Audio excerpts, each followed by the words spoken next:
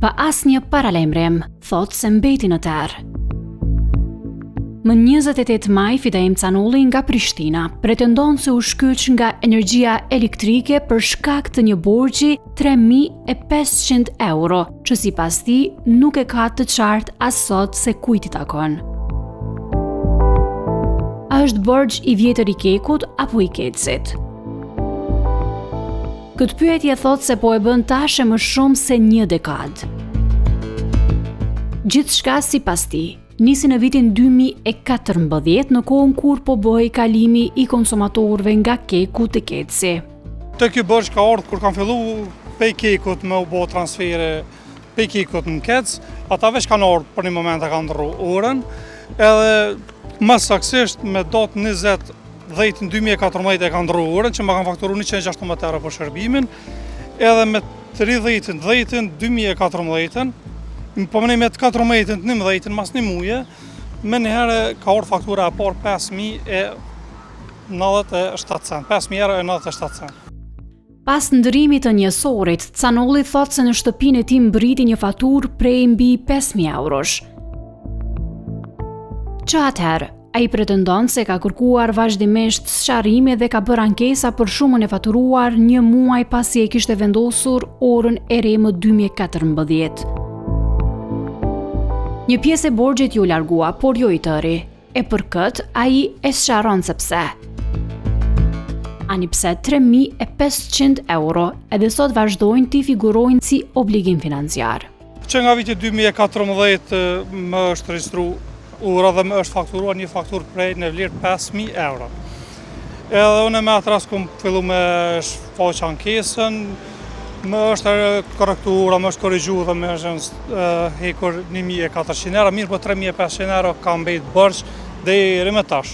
Shtëpia është e babës, është në emër të babës, është e babës, ora ka në emër të babës më herët. Këta veç kur ma kanë qitë mu borxhin, ma kanë qitë në emër tem dire. Ora është regjistruar në emër të babës? Jo, tash është në emër tem. Ma herët u konë me Keku, nuk konë në emër të babës. Kur e kanë bërë këta transferin, e kanë qitë në emër tem dhe ma kanë transferu borxhin. Canolli thotë se është pagues i rregullt. Shkyqja e kishte zënë në befasi babajnë e 4 fëmijëve. Unë në fillimisht kam menduar që u prish, po kur apo shikoj që ja kanë, ju morë të Keku, më ka thonë ki borxh, që ki borxh 3.500 euro. Që ki borxh 3.500 euro datën pej 2014. Unë e kam kërku tarifë, ata kanë thonë është borxh i mbetur, unë nuk e di, është borxh i Kekut, është borxh i Kecit, ata që atëherë kanë regjistruar, që atëherë kanë fillu me na dhonë shërbimin, na pe atëshet jem 0-0 me ta, sepse ata asnjë muj nuk të lejojnë me hi bësht e ta. Por ndryshe kjo fakturë që mu ka fakturu 5.000 euro, nuk kam asnjë informatë shtesë ma shumë. Për 5 ditë, ai dhe familja e tij mbetën pa rrymë. Ato ditë ishin të vështira për familjen Canolli, veçanërisht për 4 fëmijët. Jemi tash po bëhen 5 ditë, 5 ditë që jemi pa energji, pe i tajtës, domethënë, sot është veçanë, 4 ditë aso po i vjen, jemi pa energji elektrike. Sa po është e vështirë kjo për juve, sa antar jemi? Po jemi 8 antar, normal është e vështirë, ai me rrymë edhe nuk po mujna me ja dole, lejmë pa rrymë edhe pa ta shkua veç ka fillu mund zë, dihet që ka njëri nevojë për pastrime, për higienë, për gjithçka.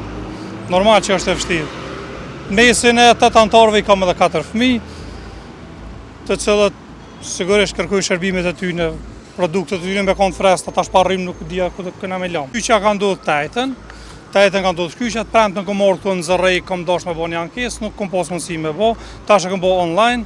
Edhe ata më dhanë një dokument që këtu po thotë që borxhi ka fillu pej 5.000 euro. Që do me thonë pej viti 2014, pesh atër faktura e parë që ka orë 5.000 euro. Vetëm pasi e kishte bërë ankesën tek Zërrej e Kesko, ai ishte rikyqur në rrjetin e energjisë elektrike.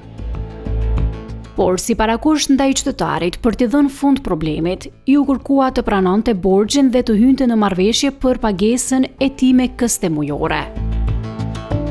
Kjo çastje qytetarit ju duk një lloj shantazhi. Andaj, ai thotë se nuk mund të pranojë një obligim financiar për cilin ende nuk e di se si është krijuar. Nuk e di pse me hi unë në marrëveshje kur ajo shtëpi është e babës, nuk është as e jam. Çfarë marrëveshje, çka po thuajnë nga? Marrëveshje me Keci po thot me hi me marrëveshje me pagu me rata borxhin. Jo, nuk e kam po për me hi mrena, do të me pranu mas pari marrëveshjen, tani me hi mrena me në shkru. A mos e kam po halane, çka ka. Për këtë rast ai tashmë ka kërkuar rrugë ligjore. Përveç ankesave të dorëzuara, familja ka angazhuar edhe avokat, ndërsa pret përgjigje nga institucionet përgjegjëse. Na kena larguar rastin, kena angazhuar avokat, le të merret avokati me këtë punë, por ndryshe unë nuk di çfarë më bëj. Me pagu burqin pa pas dëshmi që unë e kam harxhuar bash. Unë e kam pas shpenzim. Ndonë se është rikthyer në rrjetin e energjisë elektrike, Canolli vazhdon të ketë të njëjtën dilemë. Kush e krijoi borxhin që po e ndjek tash 12 vjet dhe mbi çfarë baze vazhdon të figuroj ende në emër të tij.